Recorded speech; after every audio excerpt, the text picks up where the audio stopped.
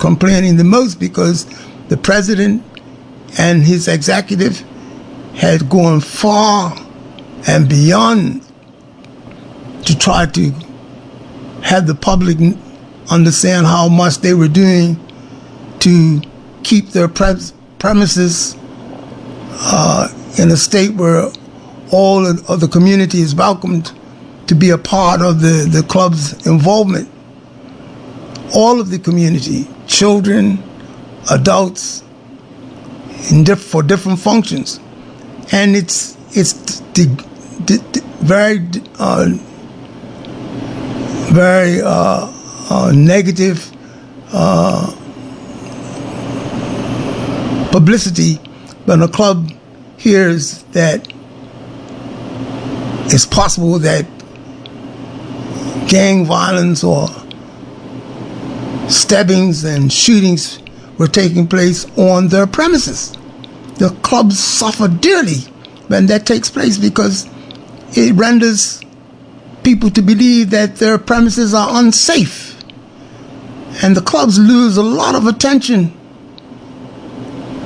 particularly when they're recognized as community clubs, because they don't get the support after a while, and they start losing all the way around, from membership to people not wanting to financially support or socially support. So when these types of reports come out that, or another disturbance, a huge disturbance nearby the Southampton Rangers Cricket Club or Devonshire Recreation Club or any other club that Somerset Cricket Club that has been found as suffering from these activities. Community services on this level are hurt when we have registered on a regular basis these negative activities that fall in the category of harming one another through weapons nearby the clubs. And the reports very seldom clarify enough for the public readers to know exactly where the incidents took place, and hence leaving a stain on the clubs. Then we have already identified that the clubs in Bermuda do a marvelous job in holding the attention of many young people, keeping them from negative activity on the weekends and during the course of their growing up as young adults. The clubs, they've been known to fill a huge gap for thousands of kids in Bermuda. So during the course last week, man, I had a sense of urgency in my heart that I know might have spilled out in having a desire to want to hear you, dear listening audience. Why? Because I know most of you are no different than I am. We have concerns. We want to protect our children. We want a better future for our community, our families, our island home, as a matter of fact. We want the best for this island home that we share. And whenever we are registering negativity that's hurting our image, it should be a bother.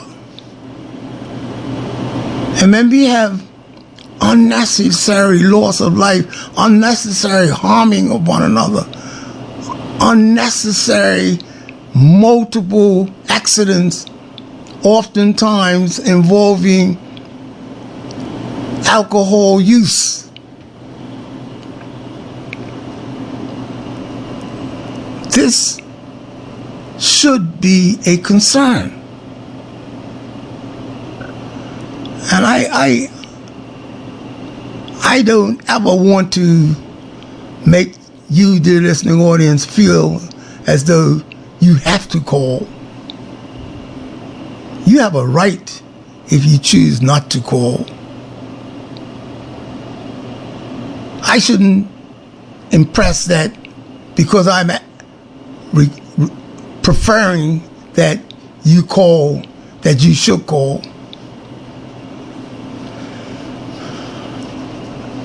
I am guilty of trying to push our interest in a direction that will cause us to be more mobilized and involved. And I would like for you to understand that when I'm making that type of appeal for callers, I don't ever want to cross the line in making it sound as though your not calling is to be criticized, used as a criticism against you. I'm hoping that along the way we can hear and see the need to overcome what prevents us from sharing. So I say, I apologize if I went too far in requesting or suggesting that the subject matter was worthy and that you should have been calling. No, I would just hope that the subject matter is interesting enough to involve you. And if that can't happen, I'm certainly failing. So with that, I'm hoping that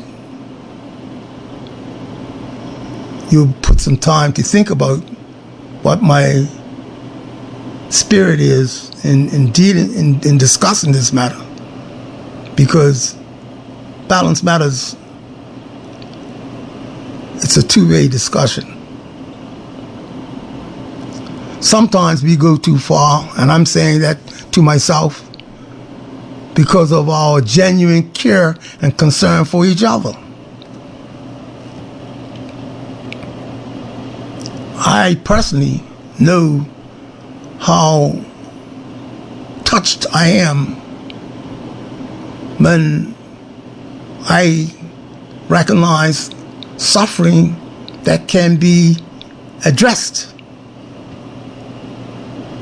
Why? Because failure to share our viewpoints, share our interests, but only leave the issues to continue to either spiral or remain the same. Balance Matters started out as being an attempt to find solutions to our problems that relevantly concern us, relating to the issues of the day, relating to the things that are priority, relating to the things that we know are questionable or troublesome. And we as a black community have been known to be people that talk a lot. We would get in a huddle and repeat the discussions over and over on a regular basis. Or when we call to arms a work,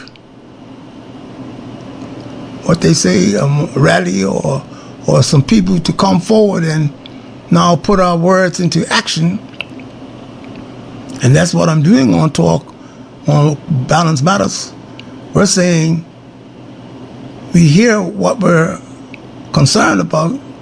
Now let us sharing is the work that's going to motivate us to find solutions to our problems, because no one of us or no special interest group of us have the exclusivity to what's in our best interest.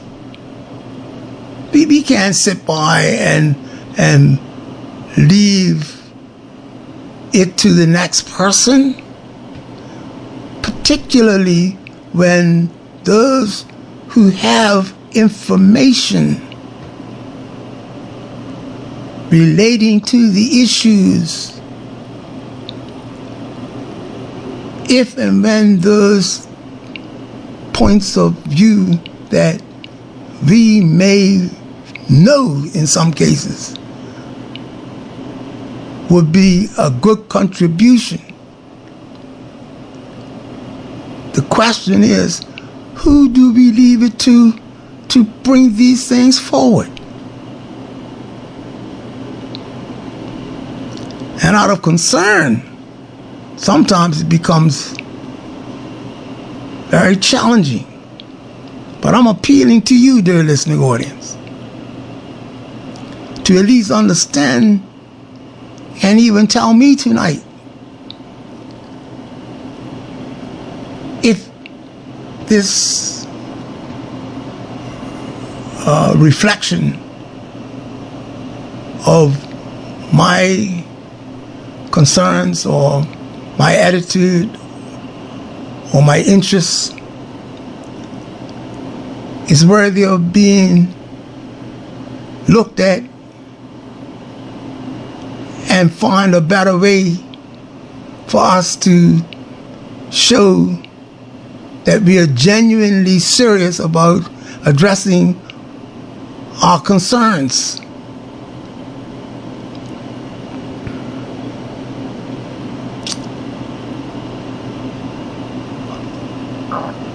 I think about young people. I reflect on sometimes the conversation comes up in my presence where we have discussions on what's lacking that prevents young people being interested in certain concerns that will put them in a better situation if they were more prepared, more qualified. So the issue of motivation comes up.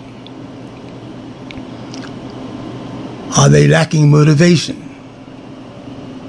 Are they lacking interest?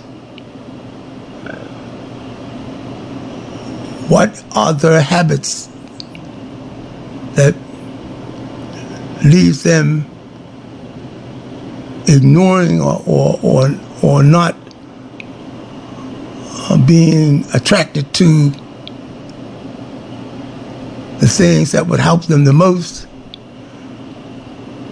and they find themselves being identified as not utilizing time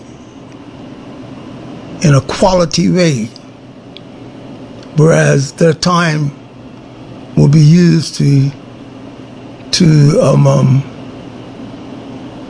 improve their status, to improve their position, improve their understanding, improve their knowledge base, so as when they're seeking improvement in the job market or wanting further education, that they're well suited to compete when it comes around to showing how much they know and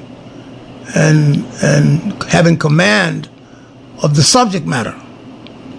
A lot of times these children are not able to do that because they were never conditioned in the environment that they find themselves in. So I recall one communicator saying to me, we should consider the importance of a book being in the presence of a child whenever they are awakened with an interest to want to look at the subject matter or improve their understanding in a particular area of gathering information.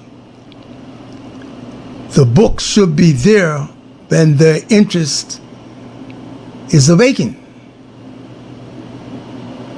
If that child awakens to an interest and their surroundings doesn't give them tools to satisfy their interests, then they go lacking and they don't follow up, even though they may be interested or motivated, because children need to be encouraged.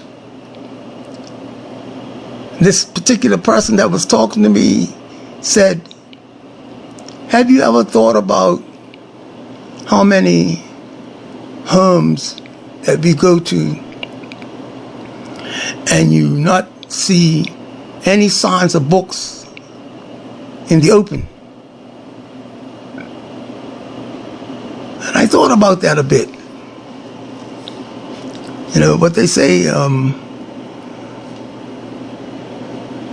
when you see something, it piques your interest, regardless of what it is. It could be negative, it could be positive.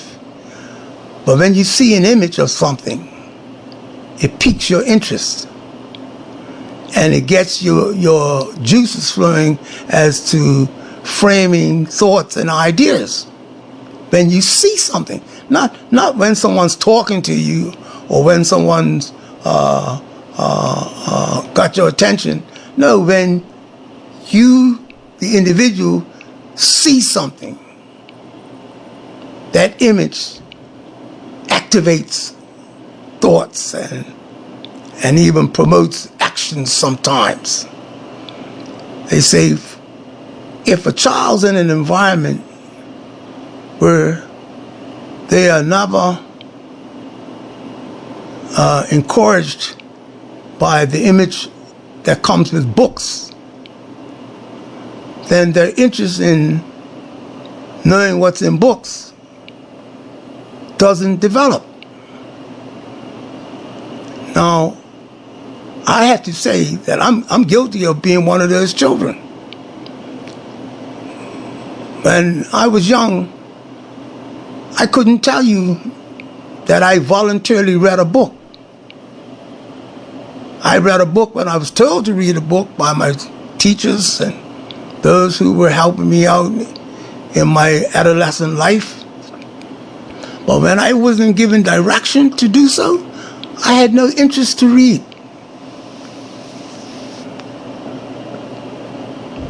Now, later on in life,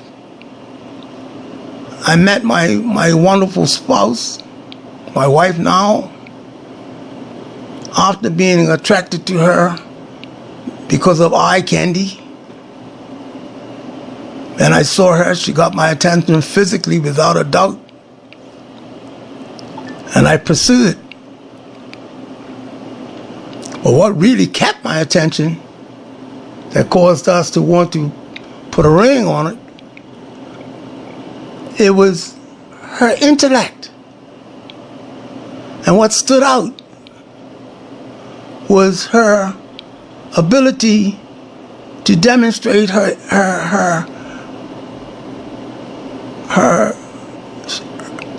she had a desire and a drive, and she loved reading, and she was a quick reader. She read very quickly. First time I had ever seen someone who had been demonstrating the love of books, and how she was able to do that. The first time I'd ever sat by and observed that and saw the benefit was through my wife. And I admired that so much so she became an encouragement to me, because I knew I was lacking in that area. And her intelligence, along with her ability to bring information out, she was well read. It attracted me big time, man. And I didn't have much problem wanting to build on that. So I use myself as an example right now on this matter. When we end up not having a good habit of being desirous of reading and informing ourselves, sometimes it's not because we don't want to do it. We will never ever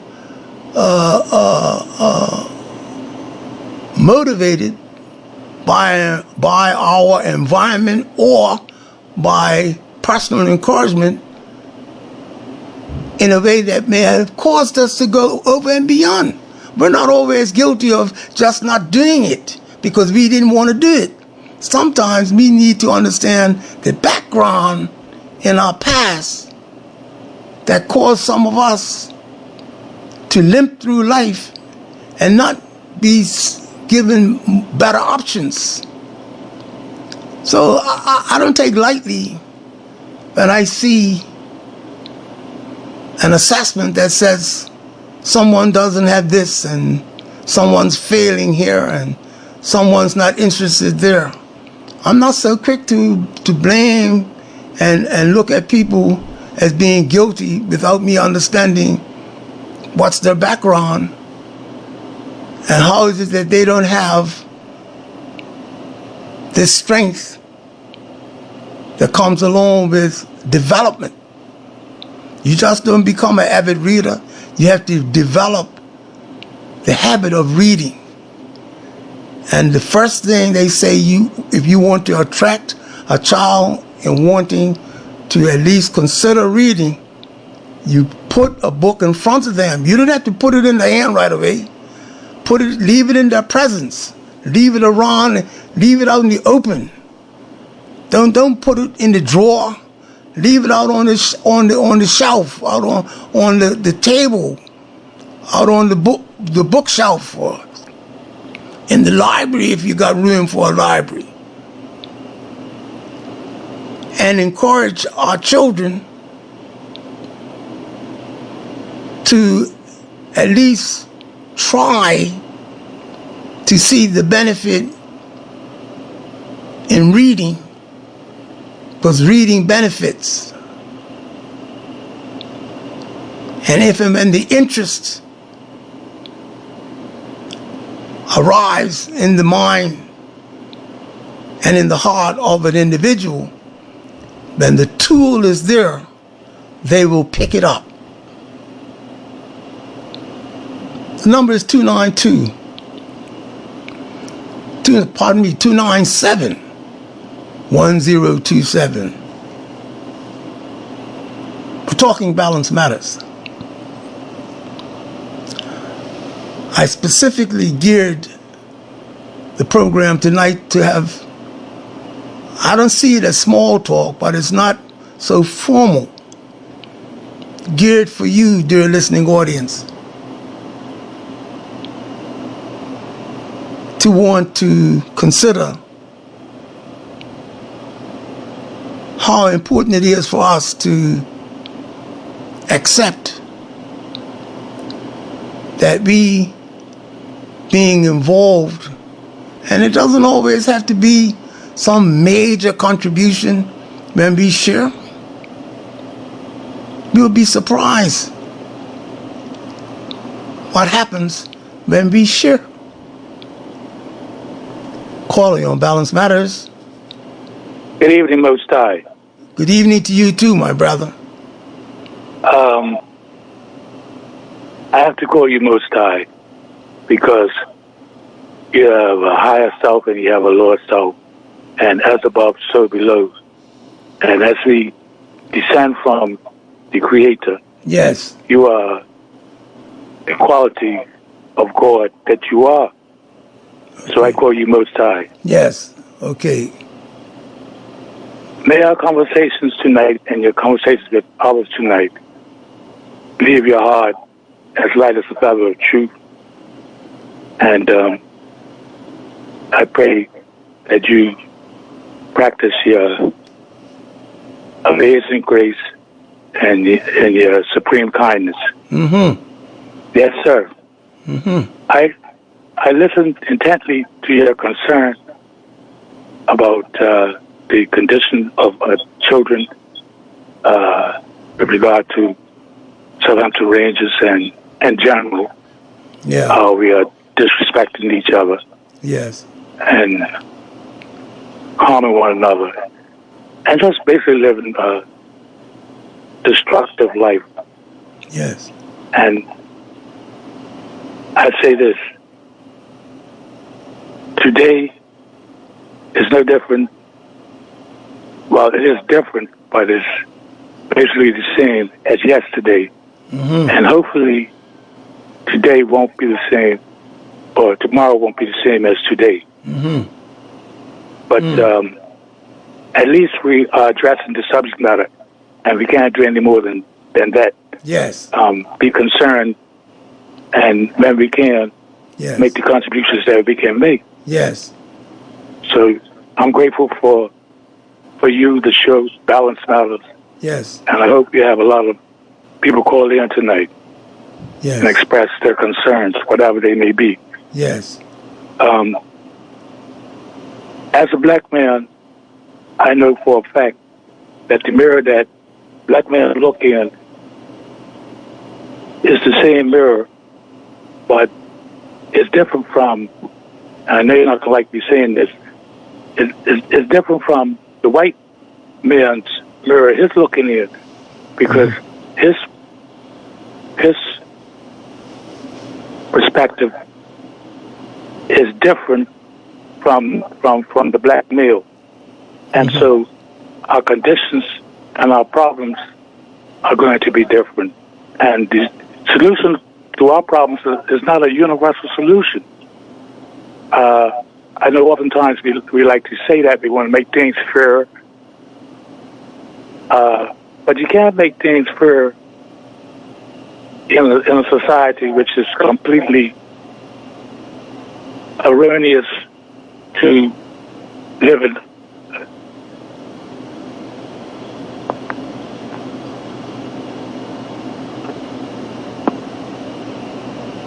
Hello? Have you? It's erroneous to live in a harmonious civilization. Mm-hmm. Because I'm saying that we want to make the world better, but it can't. It's not a universal solution. The world that we live in is not controlled by us. Even the gods that we recognize are contrary to our way of thinking and living. Our value systems, everything is different. And if we don't acknowledge that, because the children are aware of this.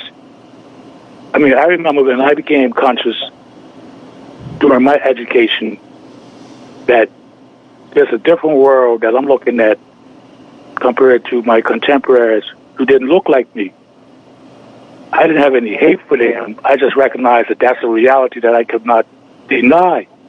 And when we as parents deny that reality, what do you think the children are going to become confused, and they're going to rebel because the parents or the adults are not really dealing with the situation as it really is. And so we may look at the outcome of a particular crime and not really, like you said, you try to understand why a person is behaving the way that they are behaving. And that's the right thing to do. Try to understand as opposed to just labeling people. Yes, right. Because fundamentally, we have to accept that the mirror that we live in or that we look in is not the same. And if we can't say that and mean it, we're not going to get anywhere in terms of solving the problems that the black man has to solve. And that's very important. I mean, it's comforting to say we want to help everybody, and we do. We don't want to mistreat people, but if a system is designed to mistreat you, and that's the norm, and you're not prepared, if you recognize it as an adult that that is the case, and you're not prepared to say that, then you're not helping anybody. You're not helping yourself. You're not helping the children. You're not helping even the white folks. You know, because they have to understand, like we have to understand their point of view. They have to understand our point of view. It's a complementary situation. We all live in this world together. And free labor is cheaper than slave labor, if you understand what I'm saying. Free labor, emancipated labor, is cheaper, I would say, than slave labor, because the onus is on the person who is working in the slave system to provide for themselves as opposed to by the masters of genocide. And I say genocide because that's what it is. I mean, I think last week he talked about, he didn't talk about the Indians. I'm not sure. But we have to, we don't even blink an eye when we think about 500 Indian tribes wiped out. We don't even blink. I mean, we talk about Africa and black people and so on, but what about the Indians? What about the Indians? 500 tribes gone. And you also mentioned Muhammad Ali, and it made me think because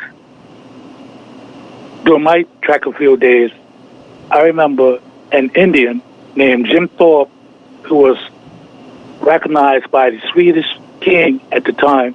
I can't remember the Olympics he participated in, but he was recognized so highly that they said that he was the best athlete of the first half of the 20th century. We don't even know that. You know what I mean? Yes. And these are things that we need to be aware of. We need to understand that the perspective from a black person's perspective or a person non-white is going to be different than the white person's perspective. I'm not saying that one's good or bad. I'm just saying it's going to be different. And we have to acknowledge that. For example,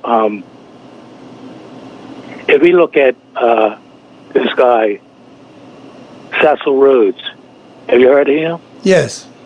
Okay, Cecil Rhodes was, Rhodesia was named after Cecil Rhodes. Yes. Now, Cecil Rhodes compared to Hitler, who we have to, I'll get back to him. He made Hitler look like a schoolboy in terms of the number of Africans or black people that Cecil Rhodes killed. I mean, 10 times more. You talk about Holocaust, It's child's play compared to what Cecil Rhodes did. But at the same time, our scholars, right, our educated people, we want to accept Rhodes scholarships. That's like the pinnacle of education. Everybody wants to become a Rhodes Scholar, not knowing that this man historically has killed more people than Hitler killed Jews. Now, can you imagine a Jewish student or scholar saying they want a Hitler scholarship? This is how the children think. This is how I thought. So I can't express that. It was difficult in school to express this, their contrary point of view. And it's even more difficult when you come out into the public arena and people don't want to hear it. But it's a reality. And I can understand why the children are behaving the way they are behaving. Because how are they supposed to behave? We're not dealing with reality. I don't think any Jewish students will accept the Hitler scholarship. Do you? Yeah, I follow that point of view. Right. Yeah, I follow that. Yes. So if our scholars and if we admire our scholars and promote that without making this point, I'm not saying don't go take the money, but recognize what this person has done, why he's in the position that he is in, and how the system is able to maintain itself simply because they are in control of everything. And our mission is to, as a black male, is not just simply get a job or get an education and come back and work and support a system that is designed for your downfall. I don't care if you talk about religion. I don't care if you're talking about what kind of political operation that you're operating in. We had a system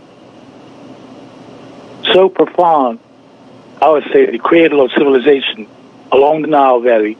We had gods and goddesses our own prior to Jesus and Mary. You know, we had a whole legal system. We had a complete. It was so advanced. We have disciplines in school now talking about Egyptology. We didn't have no Britishology, we didn't have no Bermudaology, but there's a Egyptology is a discipline that you can learn in school. That's how advanced this civilization was. So to ignore it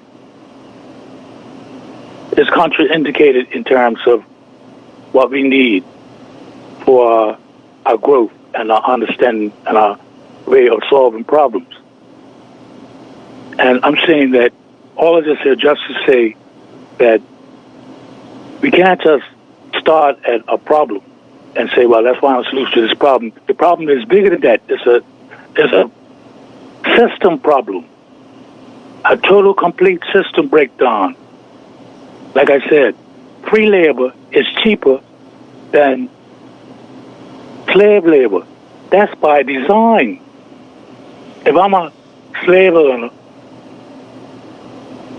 and I sit with my brothers and I think, hey, we could refine this system better to our liking, where they'll, instead of taking care of them, they take care of themselves, and they're still going to work for us because what else are they going to do? It's our economy. It's our education system. It's our labor system. It's our trade system. It's our monetary system. They're going to have to use our dollars that we print. Let them print it and see what happens. You see what I'm saying? Mm-hmm. These are all things that children, I know I did as a child, recognized. And my parents and my grandparents didn't have no answer for these types of discussions when I had with them. You know, they were saying, like, what you learned in school. You see what I'm saying? Yeah. As opposed to education is supposed to bring out something that's already in you. That was in me from just living, just interacting with the public, interacting with a white police officer. You know, I developed these kinds of thoughts and feelings. Not so much hatred, but try to understand why he would pull me over for nothing and let the other guy go through. And, so it's just sense of fairness that I had that was already in me from my parents. And most children are like that.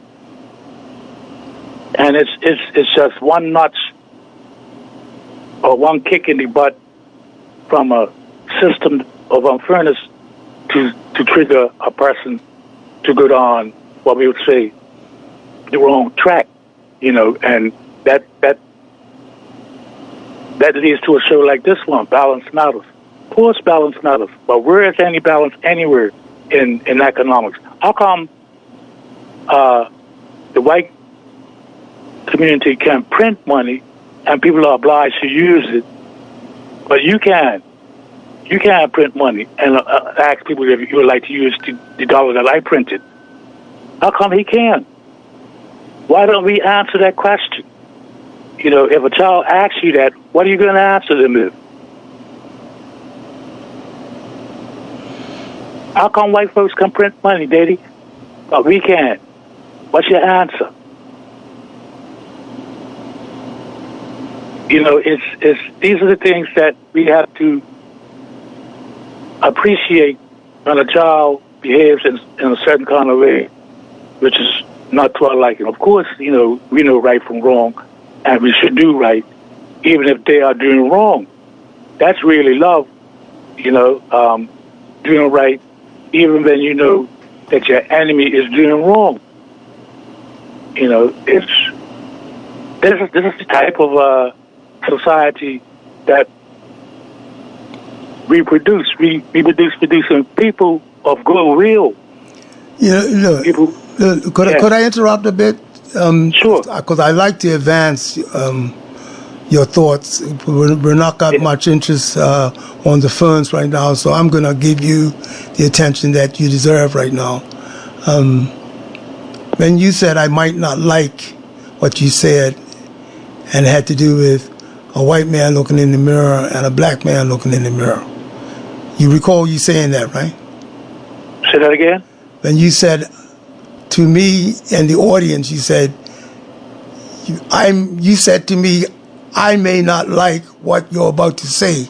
Then you went on to say about a white man looking in the mirror is not the same as a black man looking in the mirror. Right. I'm going to say something like that. Yeah. What will make you think that I may not like it? I'm glad you asked that question, because most of my adults, most of my family members take that point of view. They don't want me to talk about white supremacy, because, and I try to understand why, it's because basically they don't like themselves. I have one cousin that was very, very dark, didn't like herself, was never really popular, and the only way to get popular was to become smart. I mean, not smart in an intelligent way, but a rude way. That way she became, instead of sending out in a negative way, she could fit in by being clicked. And so that was why I would say that, because my experience with people, black and white, is very, on this topic here, which is for me the topic. Color is everything. The whole world is run on color. I mean, if it has to sin with, because people don't want to hear it. People don't want to talk about solving. They want to solve 2 + 2 = 4, as opposed to fairness across the board. It's not just for some people. It's righteousness is doesn't have no color, and the reality is, who has the authority to decide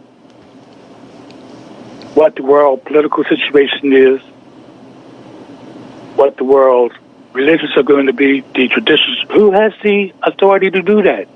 Who has the authority to say who is the origin and where is the origin of man? Who answers that question?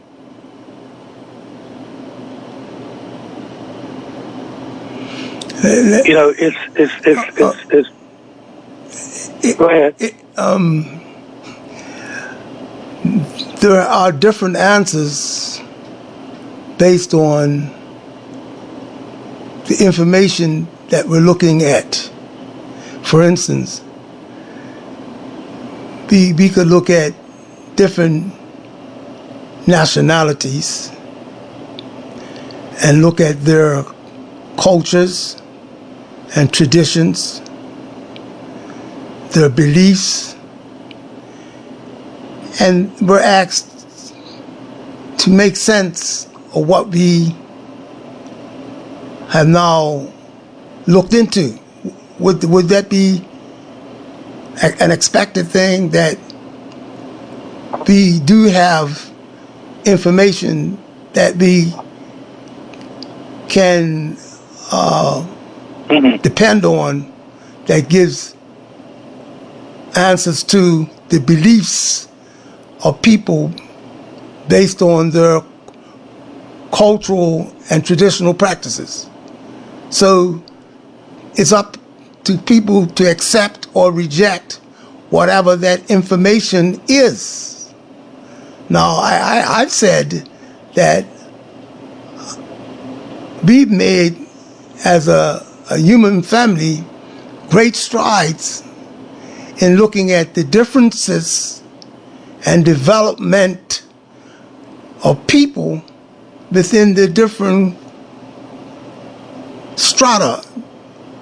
We've made great strides in comparing how people managed affairs, what was productive, what was unacceptable, what was the objectives of authorities and things like that.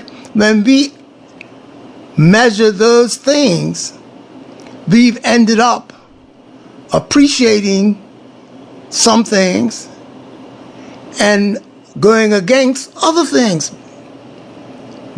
based on what would be fair and just for all people.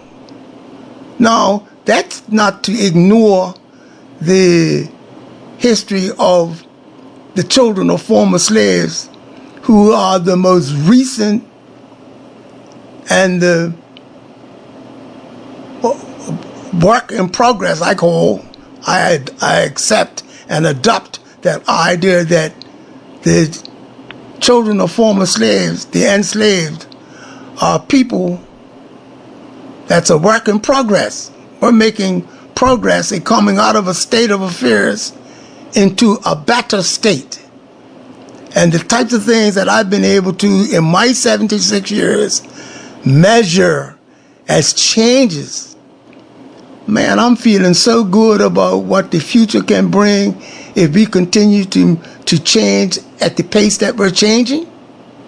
Because what we had and what we need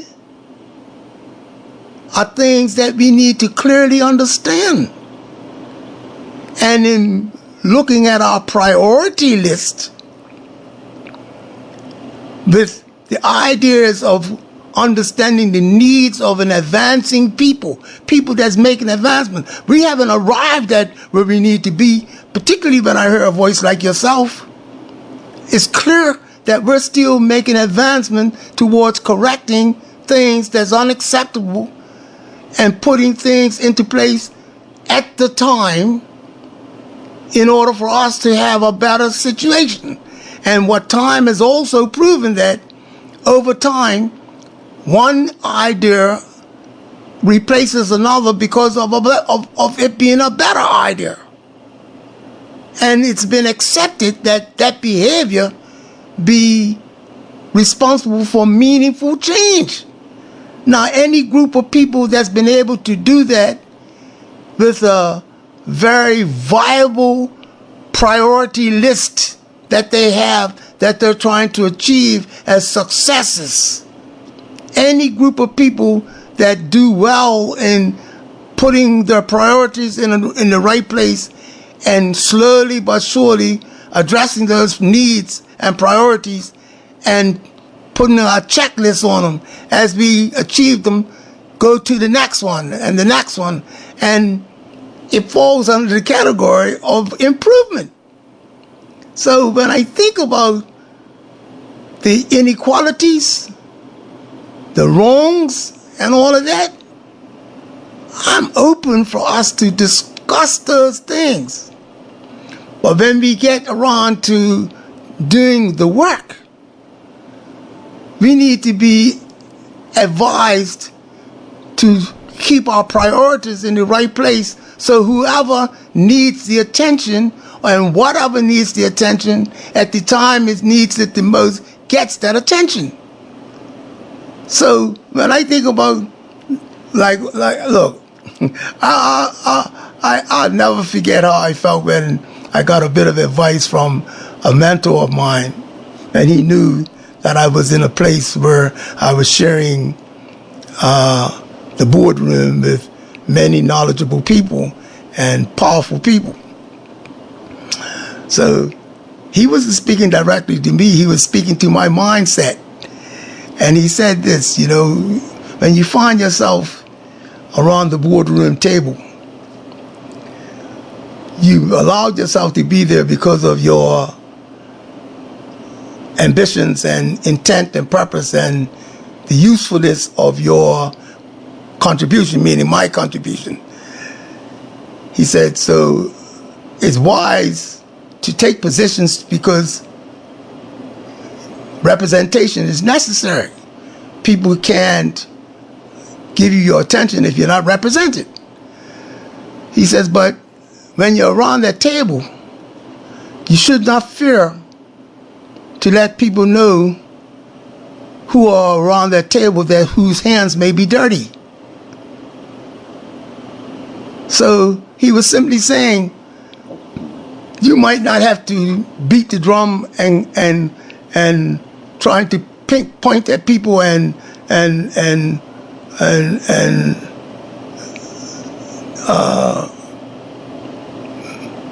make things a little difficult for others by talking about their negatives publicly. He said you might not need to have to do that to make progress, because you can make progress in a more simplified and more constructive way. He said, but when you're around that table making decisions in the interest of the masses, you need to be willing to want to acknowledge the contribution of those around that table. And some people who's around that table whose hands are still dirty, they need to be reminded. So it didn't take me much to figure out what he was saying. That you have a responsibility to take your moral position wherever you go and fear none when you have to make it clear what you accept and what you don't accept as being best practices going forward. And if we can't agree on best practices going forward, don't ask me to support what you're doing. So it's based on how they respond if and when a person like myself says, hey, listen, we're around this table to do A, B, C, but unless we change what used to be, it's useless suggesting that we should want to be around this table. If we cannot stand and take that stand immediately in representation being around the table, what use are you? So, out of having no fear, I'm the better off because I accept that rationale and logic, and it has served me well over the last 50 odd years that I've been being a part of my community in a constructive way. So I don't have no problem in wanting to make clear the differences between what's the image of certain people when we have the facts and information which declares it. And I shouldn't want to ignore it because it doesn't make me feel good or it doesn't allow people to be happy. I'm not one of those people to get in the way of progress because of people fearing to want to be upright and honest. But there is a wisdom in having our priorities in the right place, in dealing with step-by-step matters in order to progress people based on where they are. So when I heard you say about looking in the mirror, I see my community as having needs far different than the white community. That's why I already recognize that it's important for us to understand what we should be talking about amongst ourselves and giving the priority list a check, to check our priority list amongst ourselves and see if we're advancing ourselves before we could look at what's going on with someone else. Now, that's my approach. I'm not asking you or anybody else to accept that, but that's the way I prefer to see the image in the mirror when I look at what am I seeing as a reflection of the realities of the black community versus the habits and the practices of the white authorities that had no good in their intentions, which history proves to be a fact. So for you to think that I may not like what you said, I think you should reconsider that next time. I agreed with the need for us to understand what image we're looking at when we look in the mirror. So it's not about me not liking what you said. It's about me understanding what we want me to understand. Tamari? I'm here. Yeah, I'm finished. I didn't mean to make it or come across it so personal a comment. It's just that it's a reality that we all have to accept. I mean, there's some things that I've heard before I became aware of it and dug deep into the subject matter where I couldn't understand what the person was really trying to point out. Yes.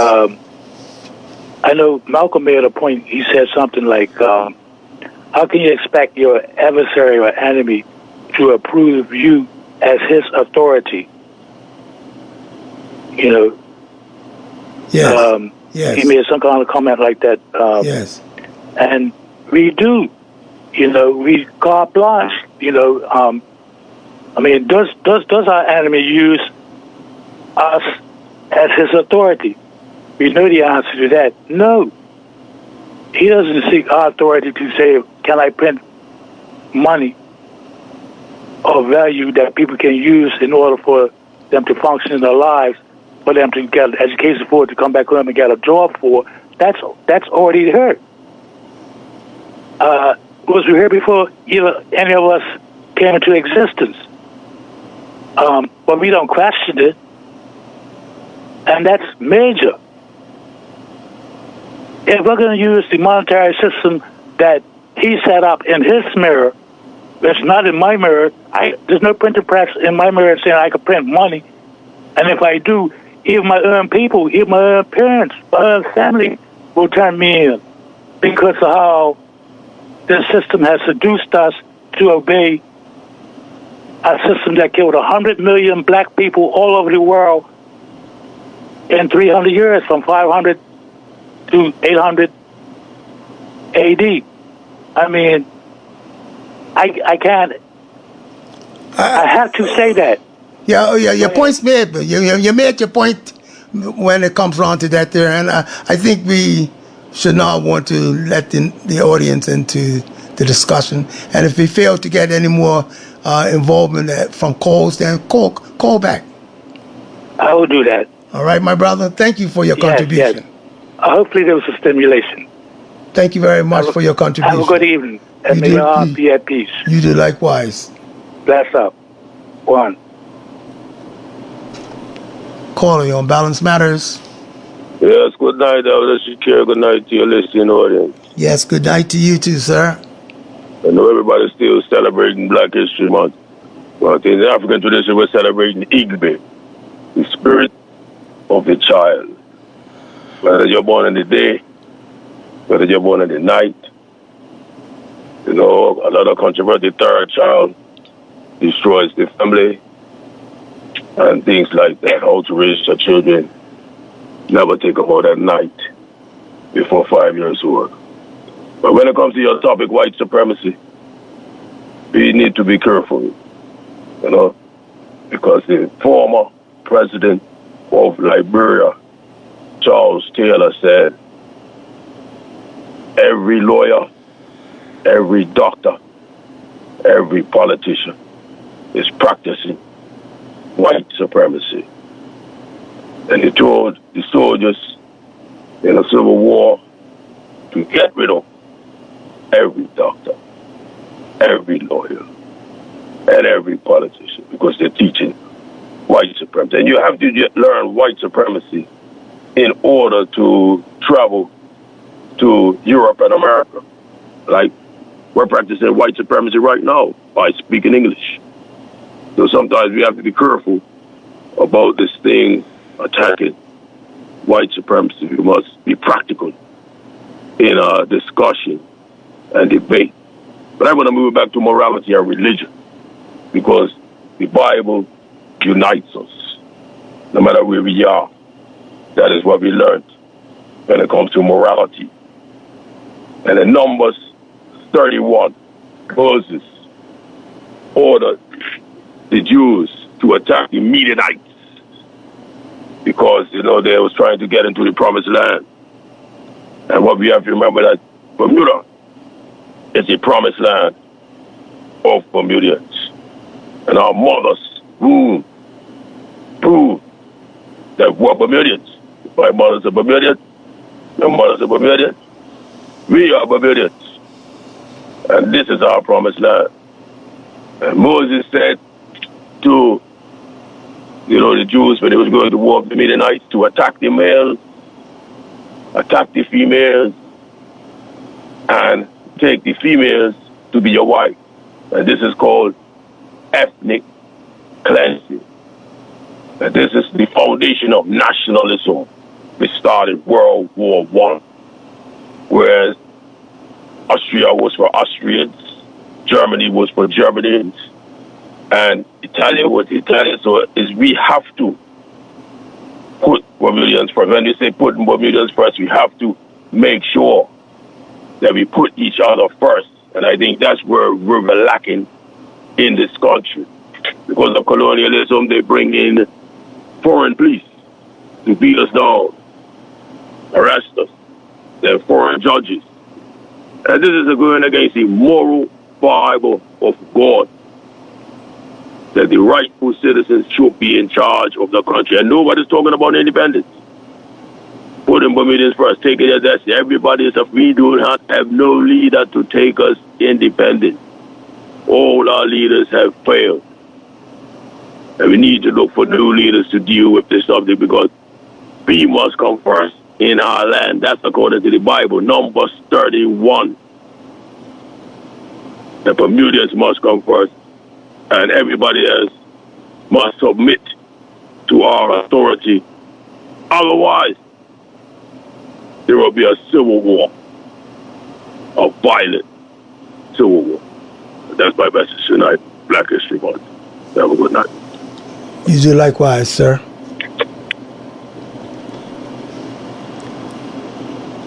The number is 297-1027. We're talking Balance Matters. Caller, you on Balance Matters? Yes, good evening. How are you? I'm thankful, my dear. Yes, I understand that. Yes. Well, I've been listening. Yes. And I'm taking it in. Yes. I was listening to that gentleman prior to the last one. He made a point, and he was talking about the words college. It's the words college, right? Yeah. I remember when I applied to that school, and I wanted to go to survey it. And then I remember there's some research right behind it. And I just found out what was going on, and I decided that I better not be going nowhere where I don't know what's really happening.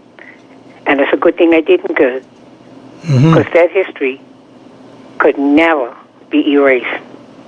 I learned some things that was frightening, made me sit up and pay attention to what's really going on in this world. So I'm learning and I'm listening. And tonight your show is so hot that people have to address certain things. We can't sweep everything under the carpet because we were never taught these things coming up.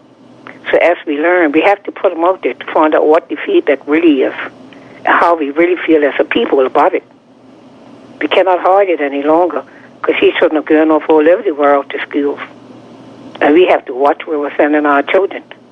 And I don't know if you've been paying attention to all these children that are coming out of colleges all around the world, because they're taking a stance that I don't know if the mothers and fathers really know what's going on in these colleges when they graduate. But the order in which they're standing for should be questioned, because a lot of parents do not know. And these girls got to have it of going away every year to be a part of whatever this is that's going on in this world. And they're going from Bermuda as well. So we need to question what is happening in our colleges. What is going on when they graduate? Take a look at the pictures. Take a look at the activities and find out what our family members are involved in. Because I am going to tell you, I lived that life. I lived that life where it's like a training, and it was done to me. Nobody wants to live that kind of life that you feel like you can't turn to anybody. You can't say nothing about it. You know about it, but you can't even question anybody about it because you're not getting no answers.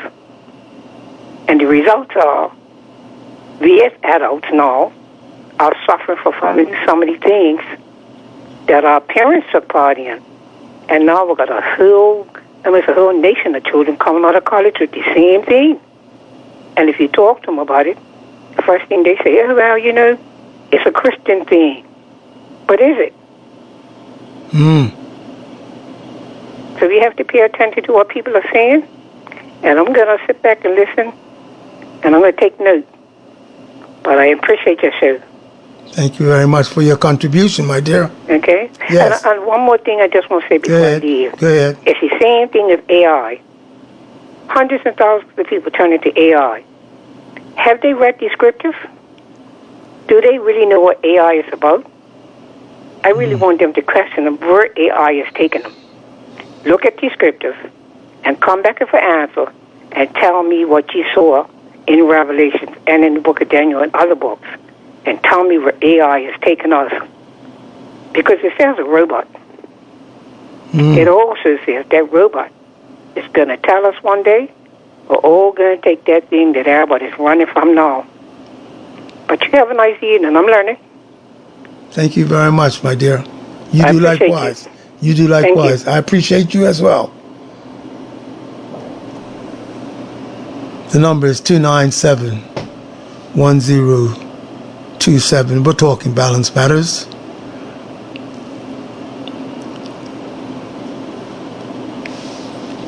We certainly have good reason to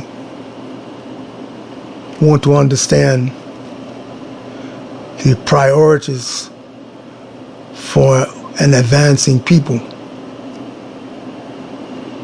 When I first listened to that headline, priorities for an advancing people. Now, right away, it sparks the mind. Who are the people who are advancing?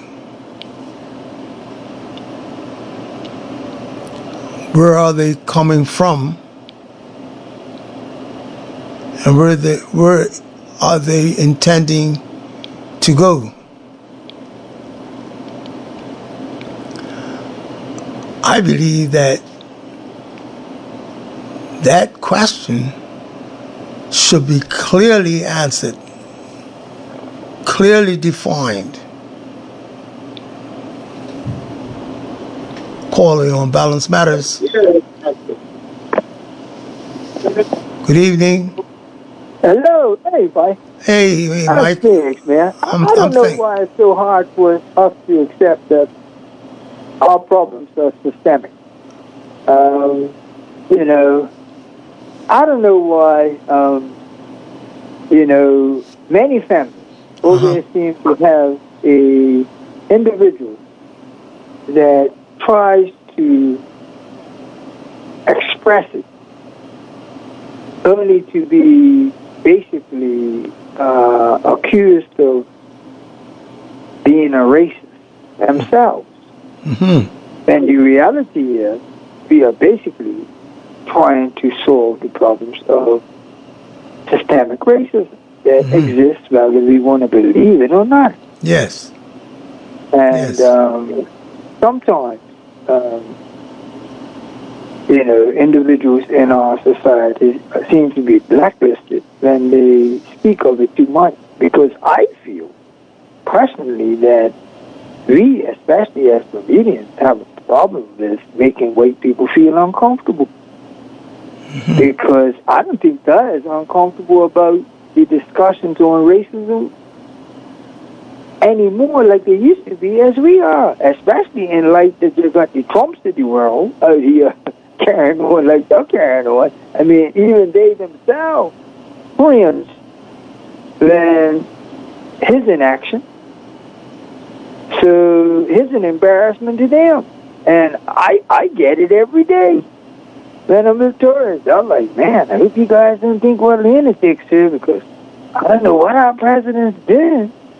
You know, the way he's carrying on, he's letting everybody know he's a white supremacist and blah, blah, blah, blah. And we are trying to, portray to black people that we're supporting Black Lives Matter and trying to get on board and understand some of the plight. Mm-hmm. This guy is taking us 100 years back. Mm. So I think right now is a time of enlightenment. Yes. Because some things are being exposed that, in my opinion, are certainly making the activists look very good and look very right for all of his efforts to expose the system we live in. Yes. And now, the problem may lie in whether we feel solving the problem is one way or the other. And I think that's where we run into difficulties with each other. But one of the things I love that you're doing tonight is you're letting these lots speak their mind. Yes. And express themselves so that we get a full gist of what our thinking exactly is. Yes. You know what I mean? Yes. And I think your monologues and even when you speak after your guests are gone, it gives us great insight as to where your mindset is as well, and to make us fully understand where you're coming from. Yes. Which entices us to call. Yes. Or, as I've done last weekend on occasion, sometimes I just like to listen. Yes. I want to see who else has got a point of view that I can learn from. Yes. You know what I mean? Yes. Because otherwise, I don't want to think I'm holding the line. Because you know me, I'm going to call you. Yes. Yes. Matter of fact, hey, girl, sometimes I'm trying to get through and thinking, dang, man, this line is really busy. It's kind of refreshing to get here because, not everybody's running really fast at one time. So I said to myself, the girl may be complaining about it, but I'm thinking, damn, I can get here this.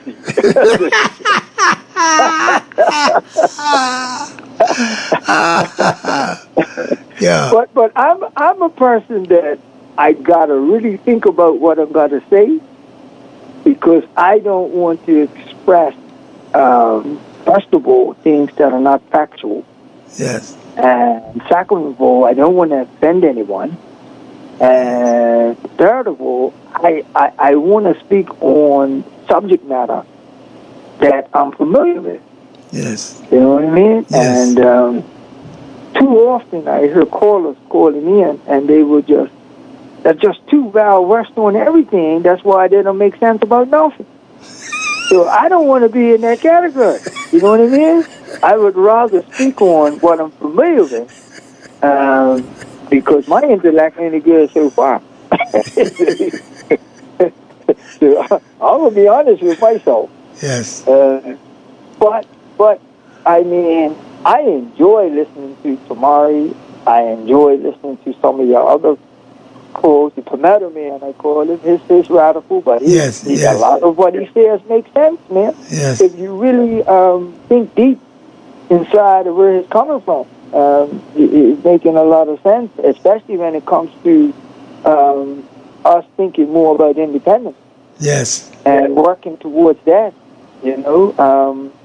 So, I take all views, and I mean, if you study the history hard enough, from, again, I'm always expressing the Spanish-American War and how the U.S. became the superpower they are. Yes. Although tomorrow I would tell you, you can go way beyond that in terms of our greatness.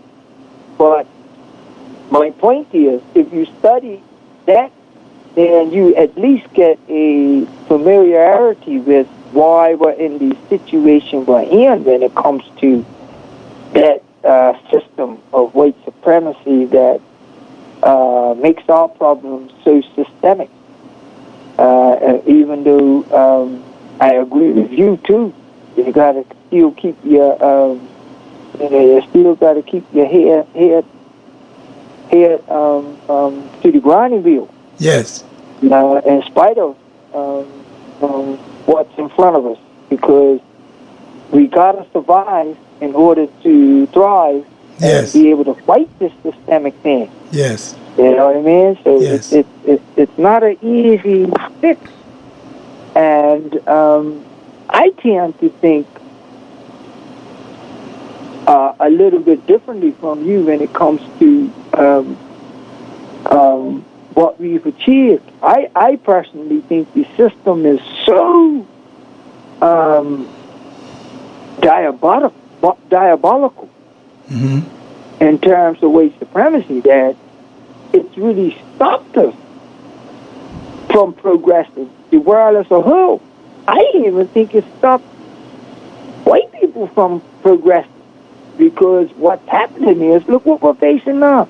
The rich are getting richer, and I don't care if you're black or white, you're getting poorer. Of course, they got a little easier than us when it comes to getting poorer, but it's affecting everybody, and especially us. So how we solve that problem, and when we think of the Traore, Ibrahim Traore, Burkina Faso, and being so bold and wise in terms of methodically solving the problem for his country, we often get a little vexed in terms of, well, Bermuda needs to do some things that will help resolve our problem. And I think we in Bermuda have been guilty of falling for the boogeyman a little bit too much, because look at the new boogeyman we're facing now, CARICOM. You know, we won't jump to that beat. We're very cautious. And how long it took us to even vote the PLP into the government? I mean, we are a little bit different in this country. We need to admit it when it comes to our braveness too. And until we can resolve some of our problems, and even government taking the lead in that area in terms of applying affirmative action even more, because hey, I don't think they're grumbling as much as we're concerned. That we are more concerned about them than they are about whether we do for our own. And the reality is they are more comfortable than us. So what's the problem? You know, let's push forward and do what we got to do. Because one of the things I'm noticed, whenever we do to help them, and the union is a classic example, whenever Bermuda does stuff to help black people, white people always seem to be affected positively as well. And like I said, the union is a classic example of how they fought for us to have workers' rights, which benefit everybody. Yes. You see what I'm saying? Yes. So that's where I'm at. But I'll continue to listen in, and then maybe somebody's got something more to say to educate me. But that's my feeling on this whole systemic problem. Of course, it goes even deeper than what I'm talking about. Yes, yes. How we resolve the problem is important. And I guess the minimum wage is a classic example. Some of us will feel that was good enough, and others will feel a livable wage should have been on the card. You know, although others will say, well, step by step. Well, you know, in my opinion, sometimes we don't take advantage of what we can get because we're too worried about making somebody else uncomfortable. Well, anyway, I thank you very much for your... Don't worry about us calling in, man. I like when it's a gap, man. You may be grumbling, but I'm not grumbling over you. I got to call in tonight. Thank you very much for your contribution, Mike. Have the rest of a great evening. And I agree with you, lady, man. You're hot tonight. Talk to you later. Take care, my brother. Thank you, Connie. Appreciate it very much. All right, please. The number is 297-1027. We're talking Balance Matters. We are truly making progress because of the quality of discussion, no doubt about it. That is high on my preference list. It's not so much the amount of calls that we get. It's the quality of calls that is more important. And the more we hear each other, we're helping each other, we're refining each other. Particularly those who are genuinely concerned with wanting to improve in areas where we agree needs improvement.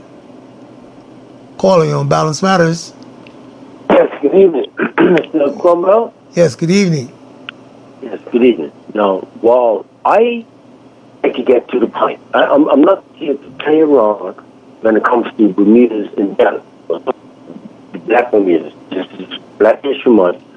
So there's no solution, or even someone putting a solution out how us to come together and corner out.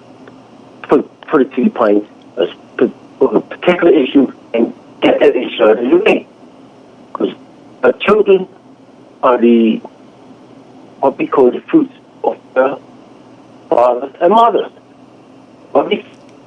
This is what we are to blame. Why put it on a understand that the only way governors allow us to become independent, we got to solve our own problems. So as long as we don't become an independent country, even if we become an independent, we're under the guise of industries that owes the money. So the point I'm going to make right now, but this is one solution. The only way for the police to be constantly on Bermuda's roads, if They're constantly on Bermuda's Road. They ain't not going to be able to go, just go on. And there's been no speeding. Please, no, I'm putting it from a point in generally speaking that once the police is on the road, people's going to adhere to the speed limit. So what I'm trying to say is, I want to ask the listening audience, do we go 25 miles per hour? Or even if I ask yourself, in generally speaking, we do not go 25 miles per hour. So it's an unfair, and I call it a racist law. You people are supporting a racist law. Blacks go between 50 and 60 kilometers per hour. It's been documented within the files of the police station. And we don't address this. This is one of the problems within the black community. A lot of people are dying unnecessary. Of course, it's chaos and anarchy. Even at the age of 70, I'm still got to look behind to see if the police is going to stop me. Which I do not go 20 miles per hour. It's a false, it's unfair, and it's a racist speed limit. And for us to address it as a black community, we're speaking generally. Speaking, whites do not go, white Bermudans do not go to 25 miles per hour, and blacks do not go. So that's one thing we have to address. And yet, we won't talk about it. So okay, I'm going to talk to you personally.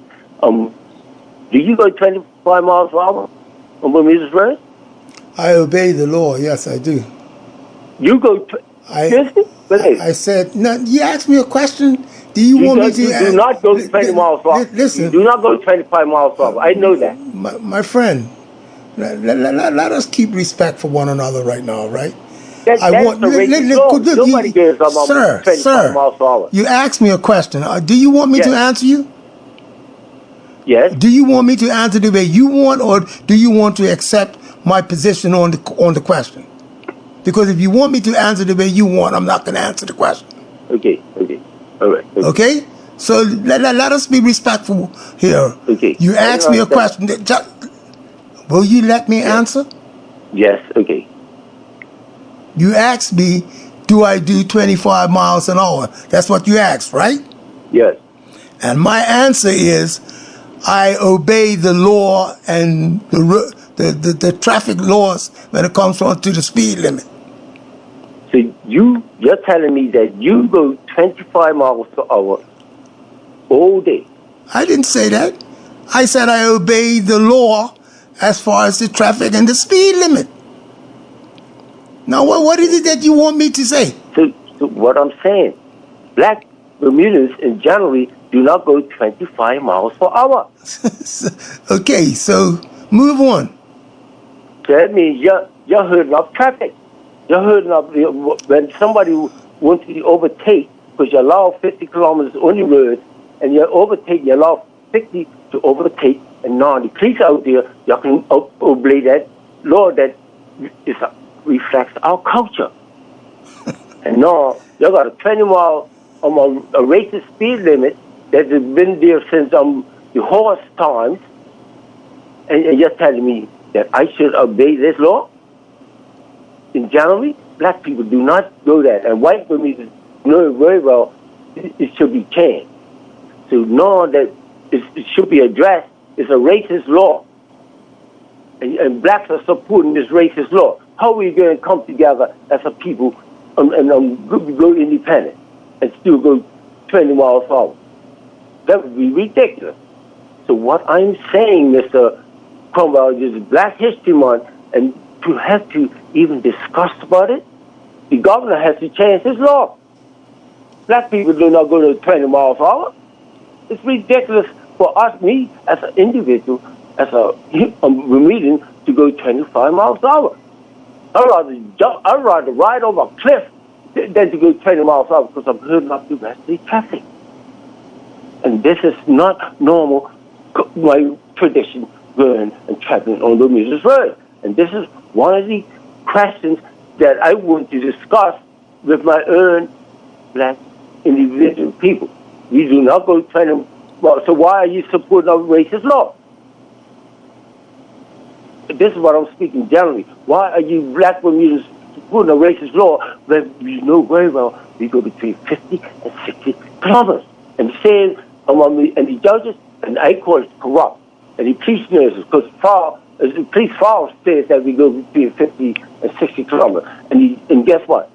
And do you know the only way the governor gets paid is by their fine. A $1,500 fine, sir, and take your bike, what you earn, what you put 20 miles, what you spend 4,000, now you can't ride your bike for 18 months. That is ridiculous. So what I'm trying to say is, people in general, you got to stand up as a black community and realize we do not go that speed limit, and it should be eradicated through the government. Mm-hmm. And it's correct that a solution now has come about where we can address ourselves as a community. Going around this speed means what white and white communities say for these hooligans going around, we go between 50 and 60 kilometers. So why should I support something that I do not go, that's my tradition, that's my culture in Bermuda, and I'm just got to go by this racist law? Okay, you're repeating yourself now. So yeah, but it's a racist law. So black communities should eradicate this through the government. But the government is not going to allow this country to become an independent country, so we come together as a people and flex our culture when trampled over Bermuda's word. Thank you very much for your contribution. Have the rest of a great evening. The number is 297-1027. We're talking Balance Matters.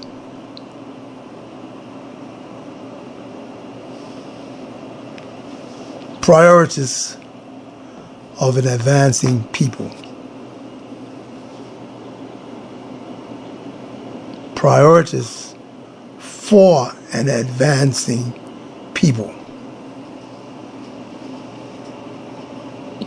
I think that's a topic,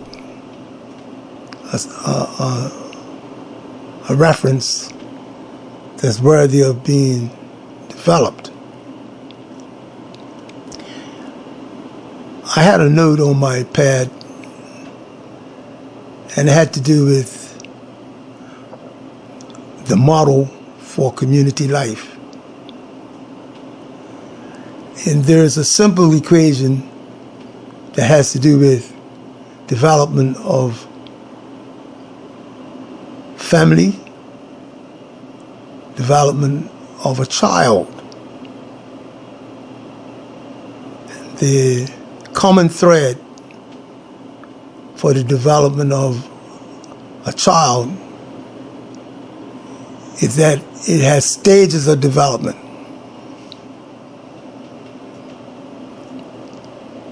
The child has a 9-month period in the womb of the mother, and during that course, each part of his body is being formed at different stages of the pregnancy. And when the baby's body has been formed, which would be identified as a normal baby's body, with all their parts and their systems that makes up the human body, and it's functional and complete in its baby form. It's been studied that over the 9-month period, most times that function is complete. Sometimes you don't have to deliver the baby in 9 months in order for that baby to survive. It's just that if it comes before 9 months, certain development is not complete, and the hospital would do what it has to do for the next couple months or weeks to give the baby a chance to have a normal set of circumstances by helping the unformed parts to be formed complete. So the timeline is mentioned here because of stages of development. When we're talking about a child or a baby, when we're talking about a family, we got two people coming together as a spousal marital union. I'm looking at what would be described as the normal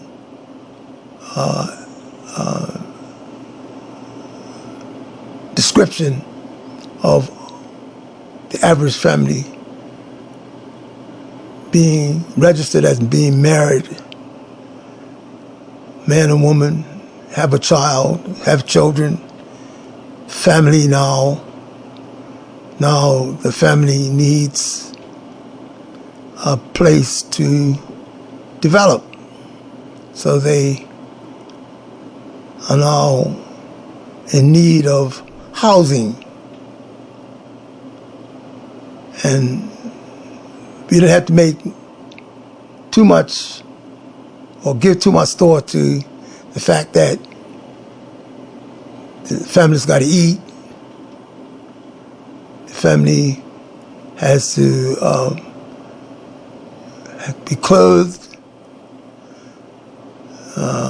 secured by a roof over their head, secure housing, and then a level of understanding which will be categorized as a form of education that would have them to condition themselves to go out and meet their needs, find what they need, and come home and facilitate the family. So there are stages of development of the child. There are stages of development of the family. And likewise, based on what the family needs, there is a commercial created need. So now you got business to accommodate the needs of families. Because the more families that are functioning with needs, you have to have more accommodations, be it education, be it business, be it social, be it religious, spiritual, if you will.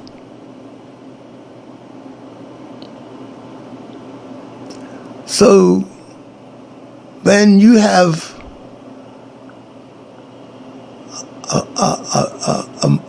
a human being that matures to accept family life, and then they accept to be accountable and responsible to meet the needs of the family, they're now created an environment for business. So one of the educators that I've been under for many years, he said, you know what that points to? In reality, the first line of business was built upon the needs of a family, meeting the needs of a family.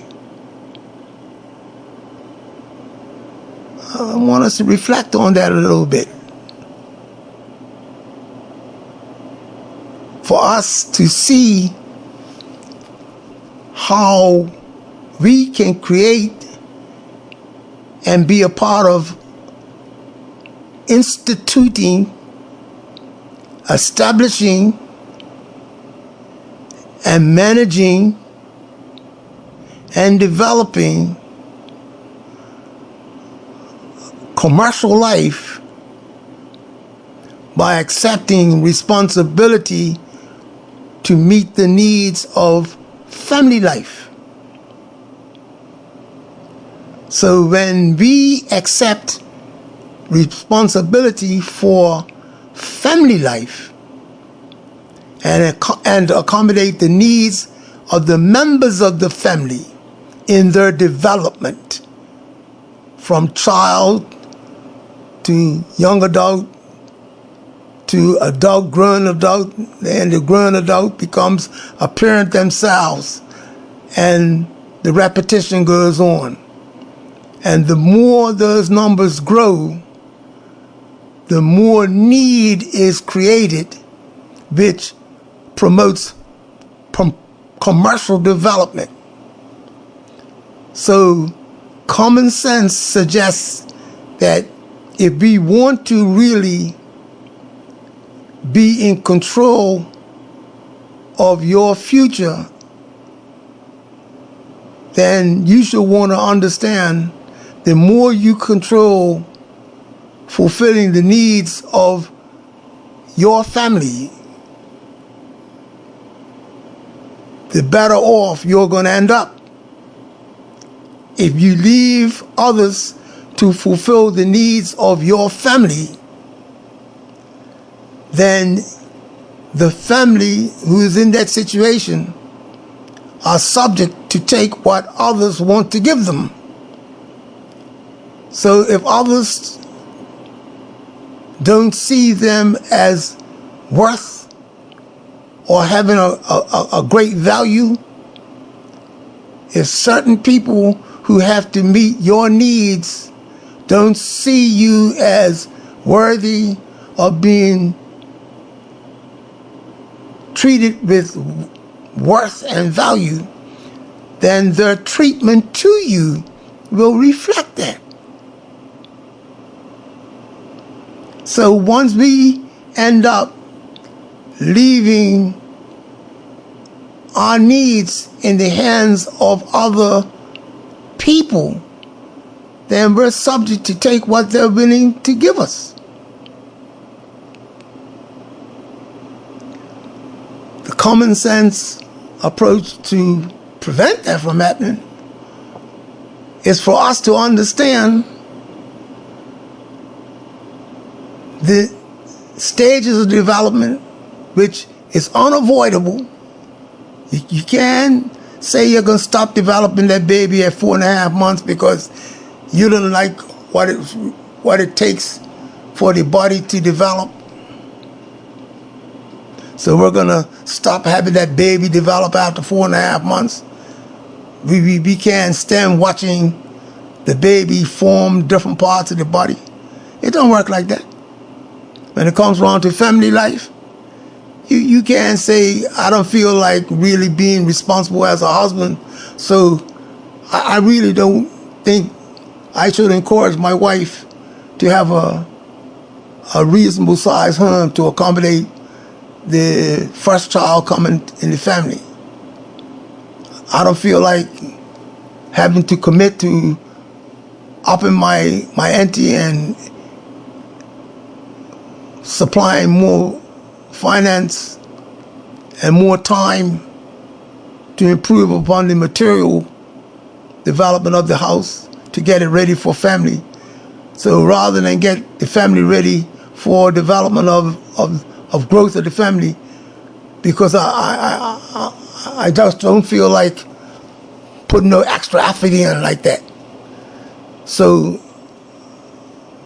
the woman is supposed to accept that attitude, as a mother and a wife, because we just don't feel that we should need to push ourselves a little harder for growth.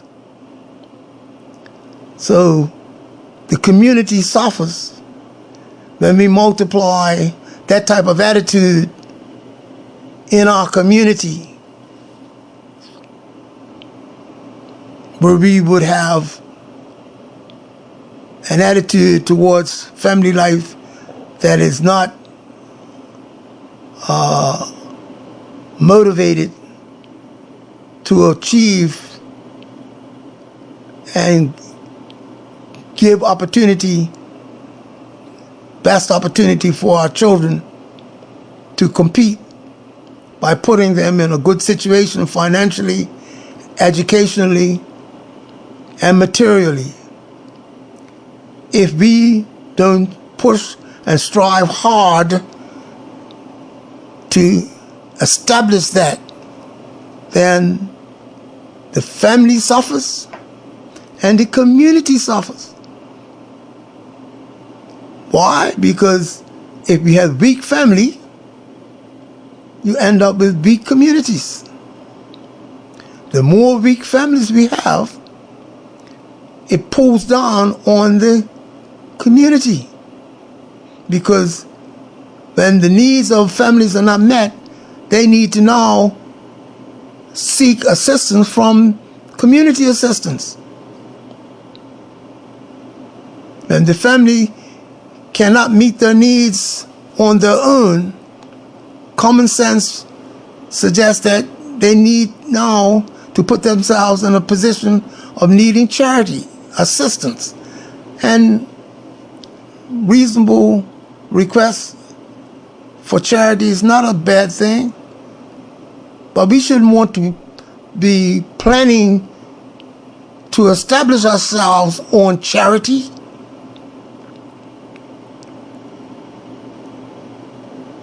And I want to repeat that. It wouldn't be wise for us to encourage our young people who happens to become adults to plan their future by starting a family and developing a family on welfare or social assistance. You shouldn't plan for that. If you end up having to need assistance, that's one thing. But to plan to start your life on that system, it's a poor strategy that, if and when multiplied, only hurts the development of the individual, the family, and the broader community. Why? Because the more families that ends up with needs that they can't meet, it puts a strain on the public system. And hence the government is under pressure to meet the needs, because when people are suffering, they need help. And you cannot give them help if you don't have the commodity that they need. So government or the public will have to find what the family needs because they can't help themselves. I think that is a consideration for us to think about when we look at encouragement of our young people, our people that starting early family life and new lives based on union of marriage and finishing formal education and now in the workplace and want to start building something of their own, starting from scratch as an individual and then a family, then working in the community. We need to have the priorities of an advancing people properly centered so as we can make meaningful progress and look down the road towards a brighter future and we understand the objectives and purpose of our contributions. I thank you for your patience and your perseverance tonight. I pray that we will at least understand what we tried to do tonight, and hopefully come back in the future with a desire to want to share more from amongst ourselves. That's part of the next stages of our progress, us understanding how valuable sharing what we have with each other. Thank you for tuning in to Balance Matters. Tune in next week. Have the rest of a great evening. Subscribe now. Bermuda Live on YouTube. Subscribe now. Oh,